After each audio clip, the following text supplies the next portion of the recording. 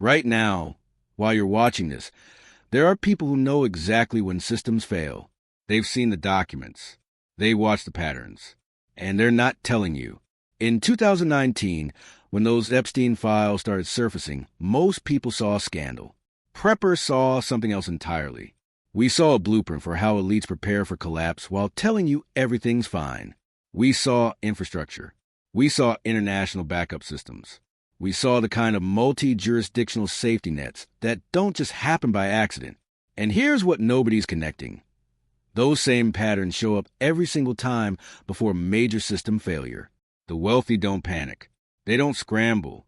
They've already moved assets, established alternate locations, and created parallel systems years before you even smell smoke. Drop prepared or unprepared in the comments right now, because what I'm about to show you will determine which category you actually fall into, not which one you think you're in. You've been lied to about collapse, not by conspiracy. By omission. The government operates on a principle they'll never admit publicly. Tiered survival. When systems fail, there are people who get warnings, people who get resources, and people who get nothing. You're in the third category unless you understand what the first category already knows. And the Epstein files, these documents that surface through lawsuits and investigations, they accidentally revealed something powerful.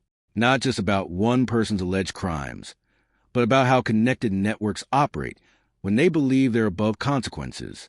They revealed the infrastructure of insulation, the mentality of multiple backup plans, the reality that when you have unlimited resources, you don't prepare like normal people prepare. You build entirely separate systems that activate when primary systems fail. Think about what those documents showed. Private islands, multiple international properties, aviation assets, encrypted communications, financial structures spanning multiple jurisdictions, banking relationships in countries with privacy laws. Now strip away the criminal context for a moment. Just look at the structure. What you're seeing is advanced threat mitigation. What you're seeing is someone who understood that when one system fails, you need another completely separate system already running. That's not criminal genius. That's elite-level preparedness. And while you'll never have those resources, you absolutely must understand the principles, because those principles scale. They work with $1 billion. They work with $1,000. The question is whether you're applying them. Here's what makes this relevant to you right now. We're watching the same patterns emerge again. Multiple systems showing stress simultaneously. Banking instability, supply chain fragility, international tension, political polarization, infrastructure decay. And just like before previous collapses, elites are quietly moving assets, establishing secondary locations, and building redundancy.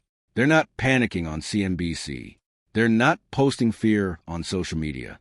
They're acting quietly, methodically, using the same playbook they've always used. And that playbook contains 5 specific strategies that you need to understand immediately, because the gap between knowing and not knowing these things is measured in survival time when systems fail. Most preppers are doing this completely wrong.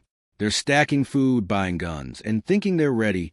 Meanwhile, they're violating every single principle that wealthy, prepared people follow. They're creating single-point failure systems while thinking they're building resilience. They're putting all their assets in one jurisdiction, one location, one system, and calling it preparedness. That's not preparedness. That's concentration of risk with a prettier label. The Epstein files showed us what real preparation looks like when someone has unlimited resources and zero faith in systems protecting them.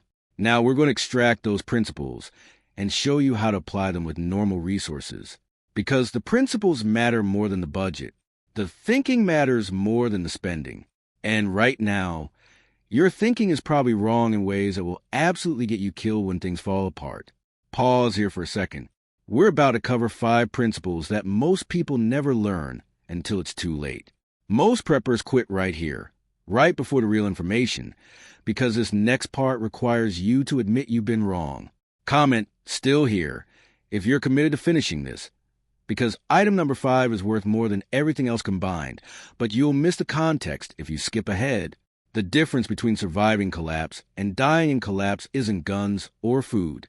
It's understanding how systems actually fail and how people who studied system failure actually prepare, and those people, the ones with resources to prepare properly, they follow patterns, patterns we can see, patterns we can learn from, patterns that work regardless of budget size. So let's break down exactly what they do that you're not doing, and why your current prep strategy probably has fatal flaws you don't even see yet. The first thing you need to understand is this. Elites don't trust single systems. Ever. When you saw those documents revealing multiple properties across multiple countries, that wasn't excess. That was redundancy. That was understanding that every system eventually fails. And when it does, you need to already be established somewhere else. Not planning to go somewhere. Not hoping to get somewhere. Already there, already known, already integrated. This is the first principle, and it's the one that's going to make you rethink everything about your current location strategy. Because right now, you probably think your home is your primary prep. You've stocked it, hardened it, planned to defend it. And that single decision might be the thing that kills you, because you're putting all your survival eggs in one geographic basket that you can't move when you need to move. Let me show you why that's catastrophic and what you should be doing instead. Number 1, geographic redundancy isn't optional anymore. It's survival baseline. And you're probably violating this principle right now without realizing it. Most preppers have one location. Their home. Maybe they've got a bug-out bag and some vague idea about going to the woods. That's not a plan. That's a hope disguised as strategy. Here's what the files revealed about elite thinking. You don't just have backup locations. You have backup locations where you're already established, where you already have relationships, where systems already recognize you as legitimate. This is the critical part everyone misses. Having a cabin in another state doesn't help if you've never established yourself there, never built relationships with locals, never created legal presence, never integrated into that community. When collapse happens, strangers get rejected, established community members get accepted. Which one are you? Think about what multiple international properties actually means from a preparedness perspective. It means if your primary location becomes untenable due to natural disaster, political instability, economic collapse, or civil unrest, you have somewhere else to go immediately. Not theoretically. Actually, you have property rights there. You have legal status there. You have relationships there. You're not a refugee. You're a resident returning. That status difference is everything when borders close and systems lock down. Now, you're thinking you can't afford international properties. You're right. You probably can't. But you're missing the principle because you're stuck on the example. The principle is, never have all your survival capability in one jurisdiction under one government's control. Let me show you how this actually scales to normal people. You don't need to own property in 3 countries. You need to establish legal presence and relationship networks in multiple jurisdictions that operate under different governmental control. For most Americans, this means having genuine backup options in multiple states with different legal environments, different resource bases, different climate zones, different political structures. Not just knowing someone there. Actually establishing residence, even if minimal. Actually building relationships over time. Actually creating paper trails that show you belong there. Here's the tactical breakdown.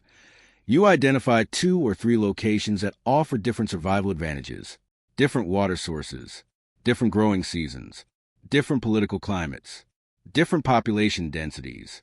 Then you establish minimal presence in each.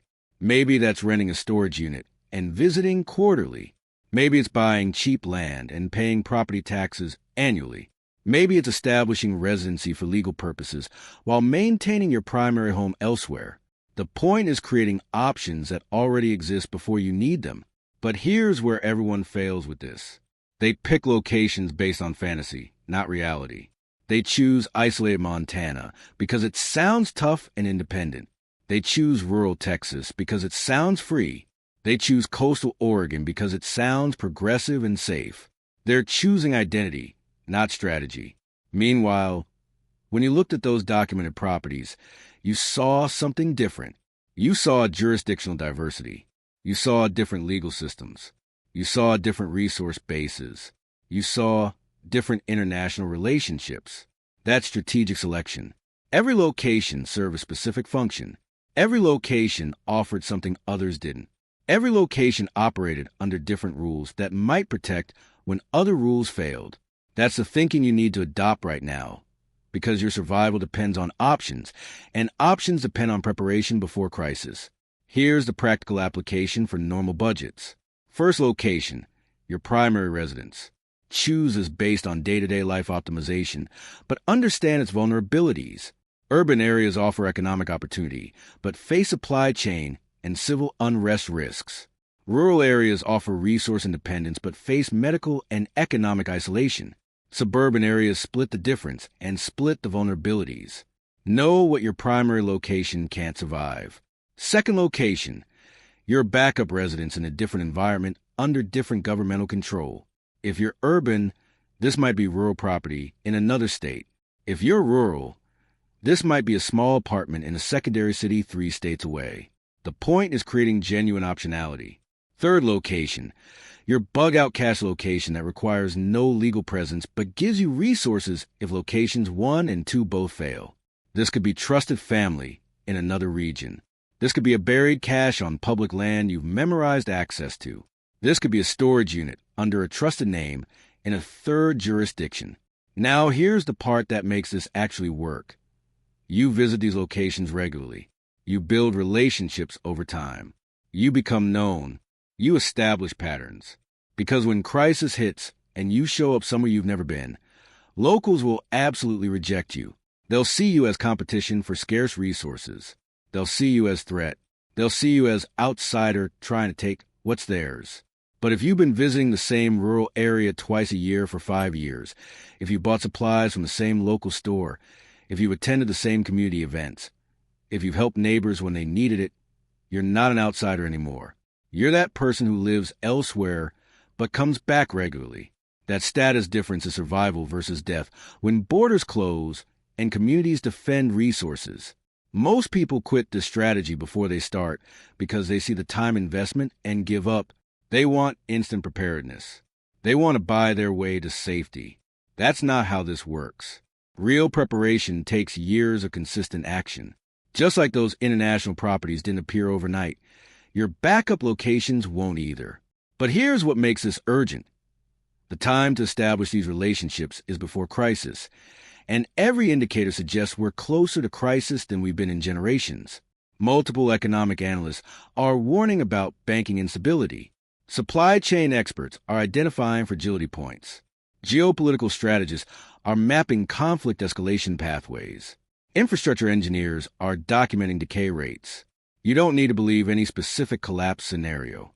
You just need to recognize that system stress is increasing and preparation time is decreasing. So where does this leave you right now? If you got one location and 0 backup options, you're in the danger zone. Start today by identifying potential secondary locations based on strategic diversity, not fantasy appeal. Look for areas with different resource bases than your primary location. Look for areas under different political control. Look for areas with different population densities. Then start the long process of establishing presence. Visit, build relationships, create paper trails. Make yourself known over time. This isn't exciting. This isn't buying gear. This is boring. Consistent relationship building that absolutely determines survival when systems fail. Comment your primary location type below. Urban, suburban, or rural. Let's see who understands their vulnerability profile. But geographic redundancy means nothing if you're still trapped in the second fatal mistake most preppers make, which brings us to number 2, financial jurisdictional diversity.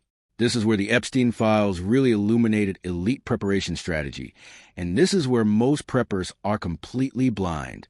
When those documents showed financial structures spanning multiple countries with different banking privacy laws, different asset protection statutes, different governmental relationships, what you were seeing was insurance against single system failure. You were seeing someone who understood that governments freeze assets, banks collapse, currencies fail, and when they do, you need money somewhere else under different rules already accessible. Now, before you think this doesn't apply to you because you don't have offshore accounts, you're missing the principle again.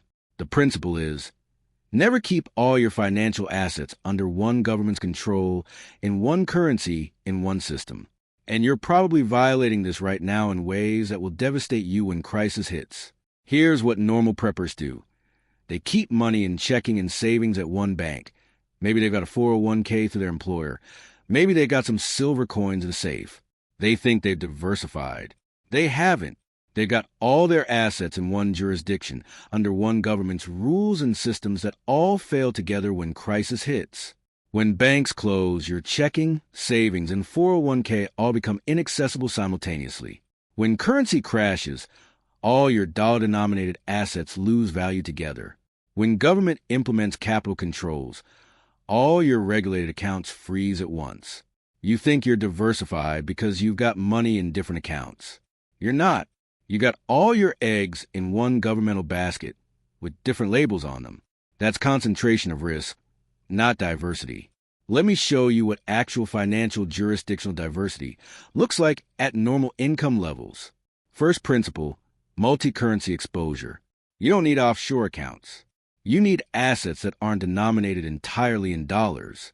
For most people, this means physical precious metals, which hold value regardless of currency fluctuations.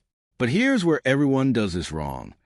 They buy silver coins and stick them in a home safe. That's single location concentration again. Instead, you need precious metals in multiple locations under your control. Some at home for immediate access. Some in a safe deposit box in another city for backup access. Some buried in a third location for emergency access. Different locations, different access methods, different vulnerability profiles. If your home gets raided, you've got backup. If safe deposit boxes get seized, you've got backup. If you have to flee with nothing, you know where buried caches are. That's actual redundancy. Second principle, alternative value storage that operates outside banking systems. This is where cryptocurrency comes in. And before you dismiss this because you don't understand it or think it's too volatile, understand what it actually provides from a preparedness standpoint. It gives you value storage that no government can freeze, no bank can deny access to, no border can prevent you from carrying. When you've got cryptocurrency stored properly in a hardware wallet with seed phrases memorized or hidden in multiple locations, you got wealth that moves with you regardless of what governments do. Now, the volatility is real. The learning curve is real, but the jurisdictional independence is also real. You don't put your entire net worth in crypto. You put enough that if everything else gets frozen or seized, you got something that can't be taken. Maybe that's 5% of your assets. Maybe it's 10%. The exact number depends on your risk tolerance, but the principle is non-negotiable. You need some wealth that exists outside governmental control. Third principle, physical cash in multiple currencies. Everyone focuses on how cash becomes worthless in hyperinflation. They're missing the bigger picture. Cash becomes incredibly valuable in the early stages of collapse when electronic systems fail, but before currency totally crashes. When banks close and ATMs stop working, the people with physical cash can still buy things. When power goes out and credit cards don't work, cash works. When banking systems freeze and transfers stop processing, cash works. You need physical currency on hand, and you need it in different denominations, including small bills that let you make purchases without needing change. But here's the advanced move most people miss. You also need some currency from other countries. Not because you're traveling internationally, because when dollar faith collapses, stores in border regions and international areas start accepting other currencies. Having euros, Canadian dollars, or Mexican pesos gives you purchasing power when dollars might not. This isn't theory. This is documented behavior in every currency collapse throughout history. Fourth principle, hard asset ownership with genuine title. This means property, vehicles, equipment, tools, and resources that you own outright with clear title and no debt. When financial systems collapse, debt gets weaponized. Mortgages get foreclosed. Car loans get repossessed. Credit cards get sent to aggressive collectors. The people who survive with assets intact are the ones who actually own their stuff. Now, I know modern financial advice tells you to leverage debt for growth. That advice works fine in stable systems. It's catastrophic in collapse. You need to own your primary vehicle. You need to own essential tools and equipment. You need to own your home if possible, or at least own land you can retreat to. This creates assets that can't be taken by financial system failure, that maintain utility value regardless of currency value, that can be used for barter and trade when monetary systems stop functioning. Here's the brutal reality check. If all your wealth is in a 401k that you can't access without penalty, in a checking account at one bank, in a mortgage home with 20 years of payments left, you don't actually have wealth. You have claims on wealth that exist only as long as systems function. The moment systems stop functioning, those claims evaporate. Your 401k becomes inaccessible. Your bank account becomes frozen. Your home becomes a foreclosure target when you miss payments because your frozen accounts can't make them. You think you're prepared because you've got 6 figures in retirement accounts. You're not. You've got 6 figures in hostage assets that disappear the moment you actually need them. That's the harsh truth that elite preparedness understands and normal preparedness completely misses. So what's your action step right now? Calculate what percentage of your assets are actually under your physical control versus under governmental or corporate control. If it's less than 20%, you're dangerously exposed. Start shifting. Convert some banking balance to physical precious metals. Learn about and set up basic cryptocurrency storage. Build up physical cash reserves in small denominations. Pay down debt aggressively to own assets outright. This isn't fast. This takes years of consistent action. But every month you wait is a month closer to potential crisis with less preparation time available. Number 3, information compartmentalization and operational security. This is a principle that nobody wants to talk about because it sounds paranoid, but it's absolutely critical, and the Epstein files demonstrated why in the most dramatic way possible. When you've got assets across multiple jurisdictions, when you've got backup plans that depend on secrecy, when you've got preparations that can make you a target of known, you need to understand how to keep information compartmentalized. Because the biggest threat to your preparedness isn't natural disaster or economic collapse. It's other people knowing you're prepared. Let me explain why your current approach to prep security is probably going to get you killed and what you need to change immediately. Here's what most preppers do. They talk about their preps.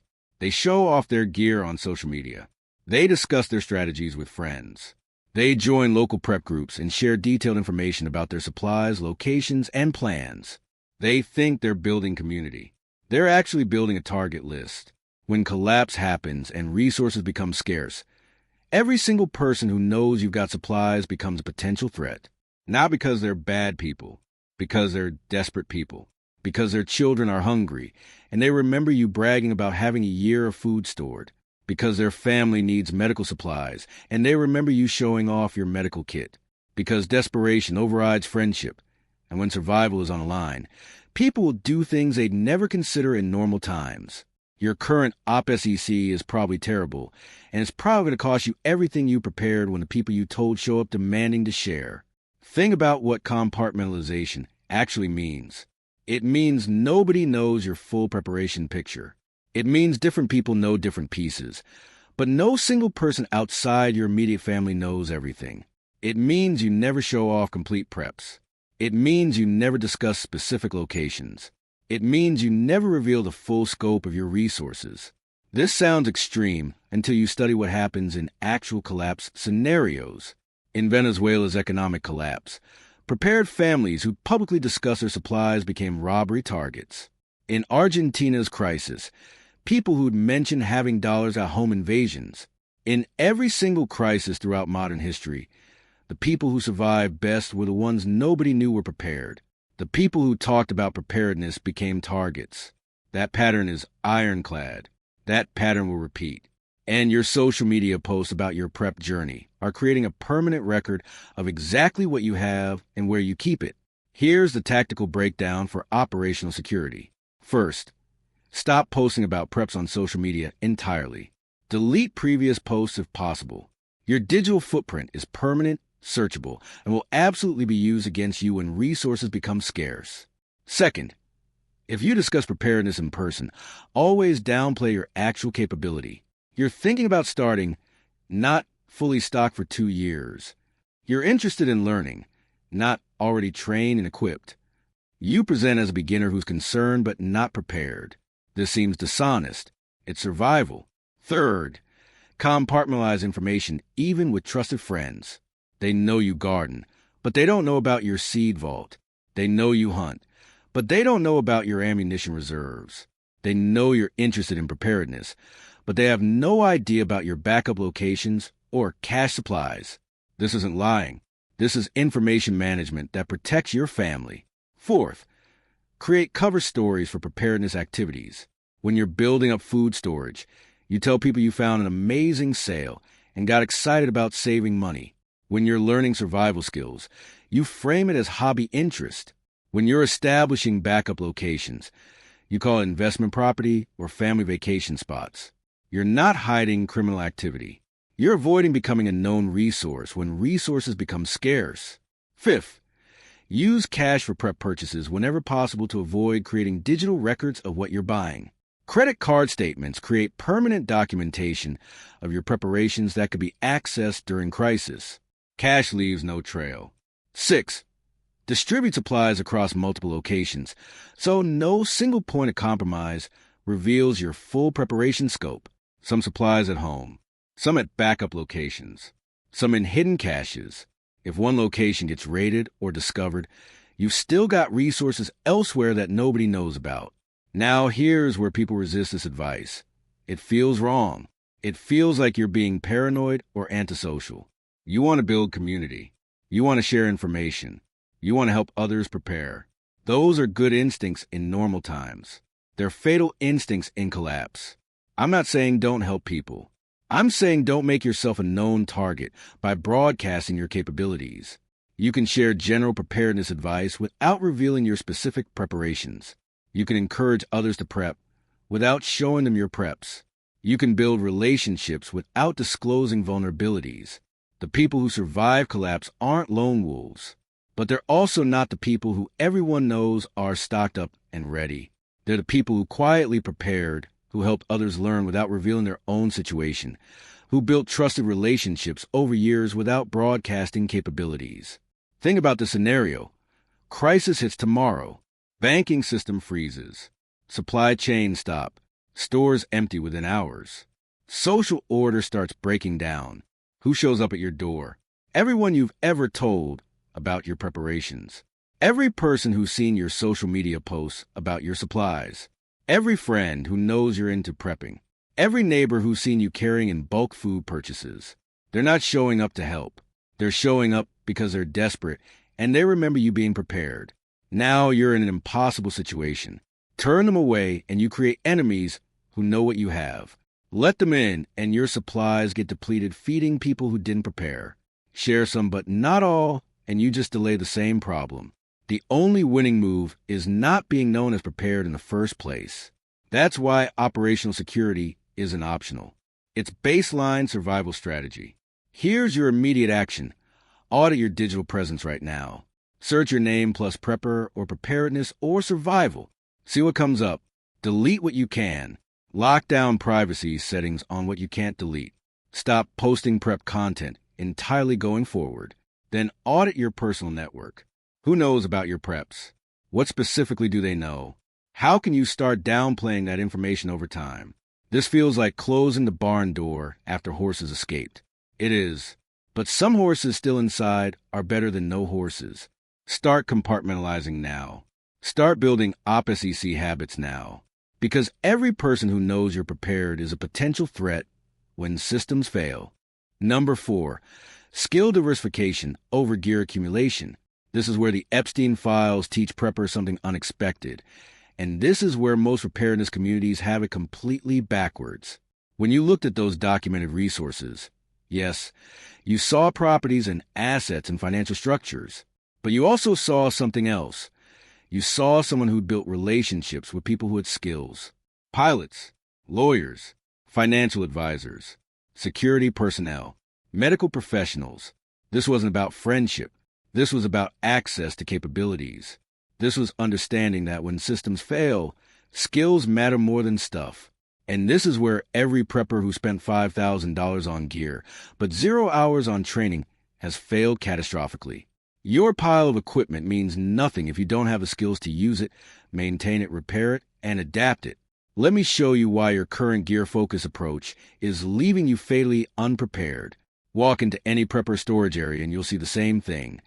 Shelves of gear, buckets of food, stacks of ammunition, expensive equipment still in original packaging. You'll see thousands of dollars spent on stuff. Now ask that same prepper to demonstrate skills. Start a fire with wet wood, suture a wound, identify wild edibles, repair a water filter, preserve food without refrigeration, diagnose engine problems, set up communication systems, navigate without GPS, purify questionable water, treat shock, construct shelter with natural materials. Watch them fumble. Watch them fail.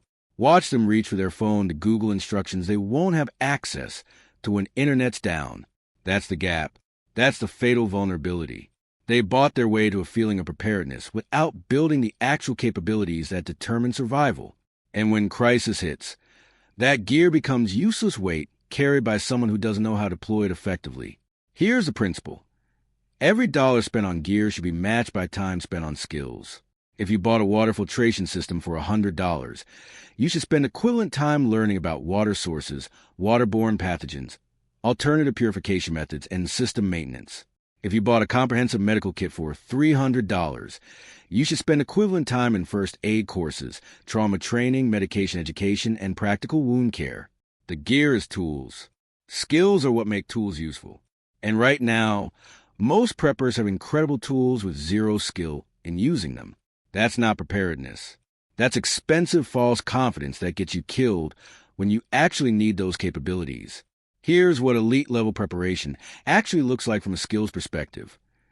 You develop capabilities across multiple domains that don't depend on specific equipment. You learn fire starting with multiple methods, so if one fails, you've got alternatives.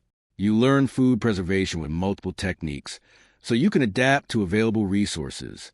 You learn medical treatment with improvised tools, so you're not dependent on kit contents. You learn navigation with multiple systems, so losing GPS doesn't mean losing direction. You learn communication with multiple technologies, so single-point failure doesn't isolate you. This is redundancy thinking applied to skills instead of just supplies.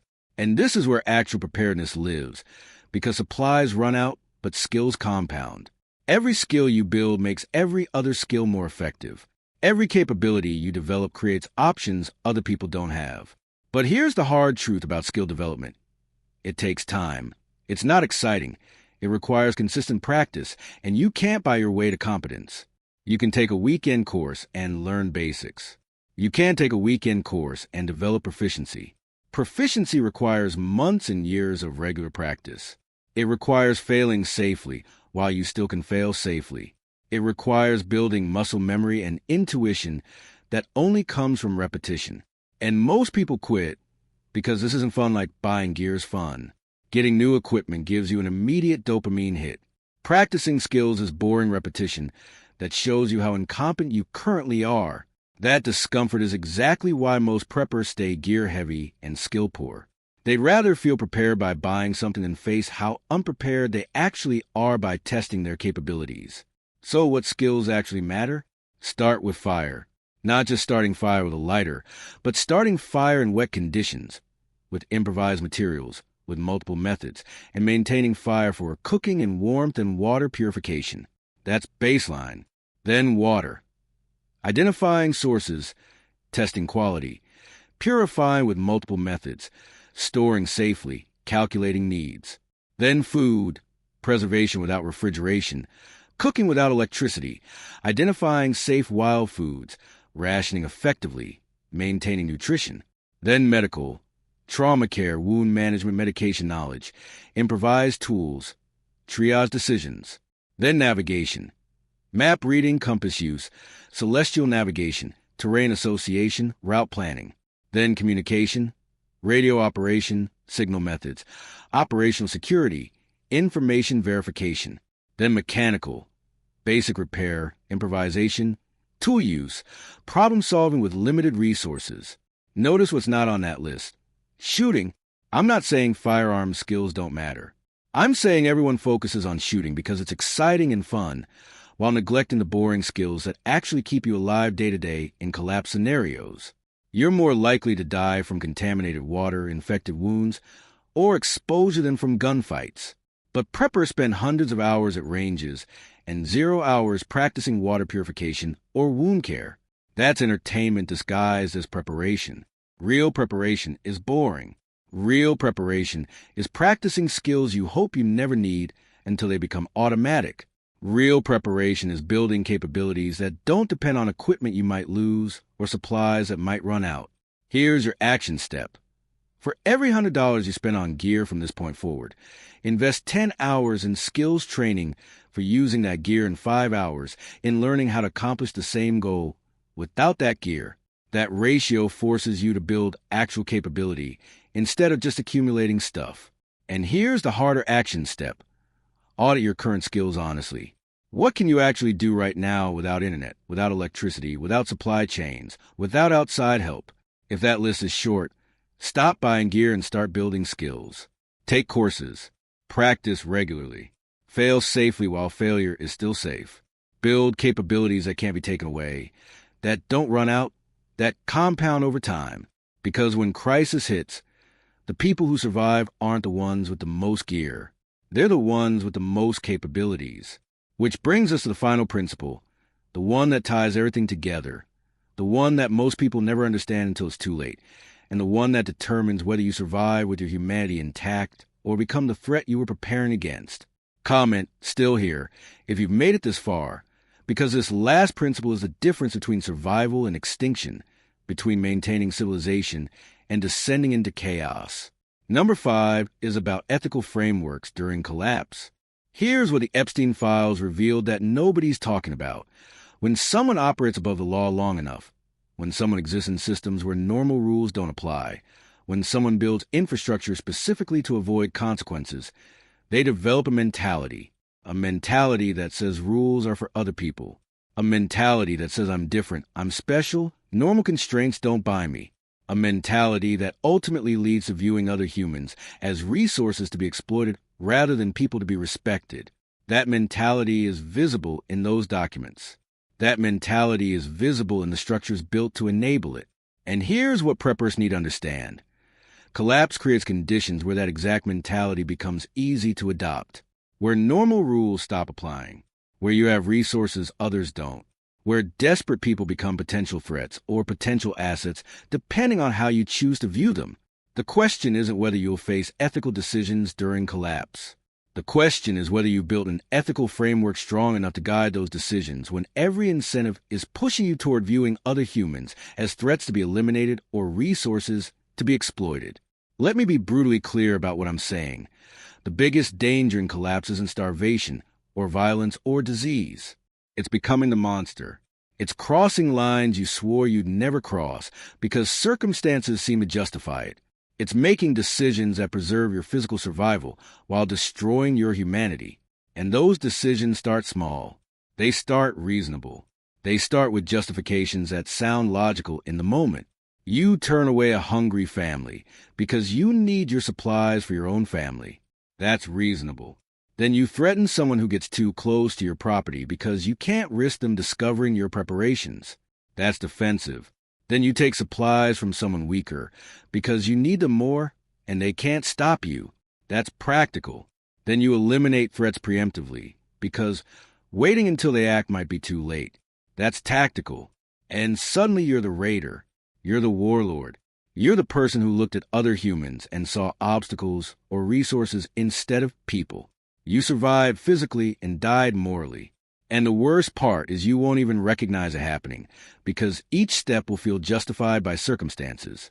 This is where the Epstein files teach the most important lesson through negative example. When you build systems that place you above consequences, when you create structures that insulate you from normal rules, when you develop networks that enable behavior you know is wrong, you don't just risk getting caught. You risk becoming someone who doesn't believe anything is actually wrong anymore. You risk complete moral collapse where the only consideration is what you can get away with. And that's exactly the mentality that collapse enables on a massive scale. When government authority breaks down, when police stop responding, when courts stop functioning, when social contracts dissolve, every person with resources and weapons suddenly has the option of operating above the law. suddenly has the option of taking what they want, suddenly has the option of viewing other people as means to their ends rather than ends in themselves. The people who built strong ethical frameworks before collapse resist that temptation. The people who haven't built those frameworks become the threats everyone else is defending against. Here's what this looks like practically. You need to make decisions right now, before crisis, about what lines you won't cross regardless of circumstances. Not vague principles. Specific lines. Will you help strangers even if it costs you resources? What level of threat justifies lethal response? Will you steal from others if your family is starving? Will you share supplies with neighbors who didn't prepare? Will you accept refugees into your community? Will you enforce rules equally or favor your own group? These aren't theoretical questions. These are decisions you'll face. And if you haven't decided your answers before you're in crisis with adrenaline pumping and fear driving decisions, you'll default to whatever feels like survival in the moment. And what feels like survival in the moment is usually the path toward becoming exactly what you were preparing to defend against. Here's the framework you need to build. First, establish non-negotiable principles that apply regardless of circumstances. Mine are simple. I won't hurt her for resources. I won't grape regardless of power dynamics. I won't torture even for information. I won't enslave even if labor is scarce. These seem obvious. They won't be obvious when you're starving, when you're desperate, when you're watching your family suffer, when someone else has something you need. Having these lines clearly defined before crisis means you won't rationalize crossing them during crisis. Second, establish graduated response protocols for common scenarios. Someone approaches your property. Challenge first, warn second, display force third, use force last. Someone steals from you. Evaluate whether pursuing justice costs more than the loss, whether the thief was desperate or predatory, whether response creates more problems than it solves. Someone asks for help. Evaluate their genuine need versus manipulation. Evaluate your genuine capacity versus false scarcity. Evaluate whether helping creates dependency or enables survival. Third, build reciprocity systems instead of charity systems. Don't give away resources. Trade them for labor, skills, information, or future obligation. This maintains dignity, creates sustainable relationships, and prevents the entitled mentality that develops when people receive without contributing. Someone needs food, they work for food. Someone needs shelter, they contribute to community defense. Someone needs medical care, they teach skills or provide resources. This isn't cruelty.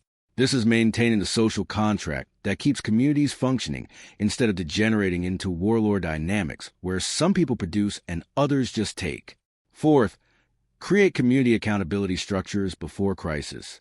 Build relationships with neighbors who share your ethical framework. Establish expectations about behavior during crisis. Create systems for dispute resolution that don't depend on external authority. Because when government fails, you need local governance. And local governance only works if people agreed to its principles before they needed it. Fifth, and this is the hardest one, maintain some level of openness to strangers even when it's dangerous. I'm not saying invite everyone into your home. I'm saying don't default to viewing every unknown person as enemy. Because the communities that survive collapse long-term are the ones that can integrate new members, accept refugees who bring skills, adapt to changing circumstances by incorporating outside knowledge. The communities that seal themselves off completely either stagnate and fail or become insular cults that destroy themselves from within. You need boundaries. You need security. But you also need enough openness that you're still recognizably human, instead of just a well-armed tribe defending resources against all outsiders. Here's the reality check that makes all of this urgent. We're already seeing the erosion of ethical frameworks in normal times. We're already seeing people justify behavior they'd have condemned a generation ago because their tribe does it, or because the other tribe did it first, or because circumstances seem exceptional.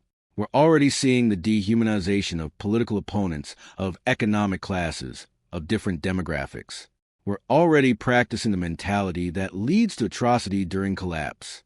And that should terrify you, because it means when collapse actually happens, large portions of the population are already primed to become threats, already primed to view certain groups as less than human, already primed to justify violence and exploitation. The only defense against becoming that is building your ethical framework now, practicing it now, reinforcing it now, so it's strong enough to withstand the pressures that collapse will create. So here's your final action step, and this one's not about gear or skills or locations. This one's about deciding who you're going to be when systems fail. Write down your non-negotiable ethical lines. Be specific. Be honest. Share them with your family or your group. Get agreement on principles before crisis makes agreement impossible. Then practice them now in small ways. Help people when it's inconvenient. Follow rules when breaking them would be easy. Treat people with dignity even when they can't reciprocate. Build the habits that will guide your behavior when external constraints disappear and only internal values remain. Because the preppers who survive collapse with their humanity intact aren't the ones with the most guns or the most food. They're the ones who decided before crisis what kind of person they would be during crisis, and then had the strength to stay that person when everything was pushing them to become something else. Honest question. What's the one ethical line you're committing to never cross regardless of circumstances? Comment below. I read every single one, and this might be the most important thing you write today. Think I'm being naive about maintaining ethics during collapse? Good. Drop your alternative. Best comment gets pinned and a detailed response. If this changed how you think about preparedness, don't just like it. Share it with one person who's preparing without thinking about who they're becoming in the process. They'll thank you later. Hit subscribe and bell because your survival depends on information they don't want you connecting. Stay smart, stay human, or stay unprepared for what actually kills you when systems fail. Your choice. One more thing. See that progress bar? Not done yet. 99% leave before this. The 1% who stay get the hidden 6 principle they try to keep out of this video. You ready? The 6th thing government never tells you about collapse is this. They're not preparing to save you. They're preparing to save themselves and maintain control over whoever survives. Every continuity of government plan, every FEMA camp, every emergency power authorization, it's not about protecting citizens. It's about preserving authority. Those 5 principles we covered, geographic redundancy, financial jurisdictional diversity, operational security, skill over gear, ethical frameworks, those weren't just survival strategies. Those were independent strategies. Strategies that make you less dependent on government systems that will fail you. Strategies that let you survive without needing their permission, their resources, their control. And that's exactly what they don't want you understanding. Because dependent populations are controllable populations. Independent populations are ungovernable populations. You just learn how to become ungovernable. Comment ungovernable if you found this. Welcome to the inner circle. Welcome to the 1% who actually understands what's coming and what it means. Welcome to the people who rebuild civilization instead of just surviving its collapse. Now, go apply what you learned. Time's running out.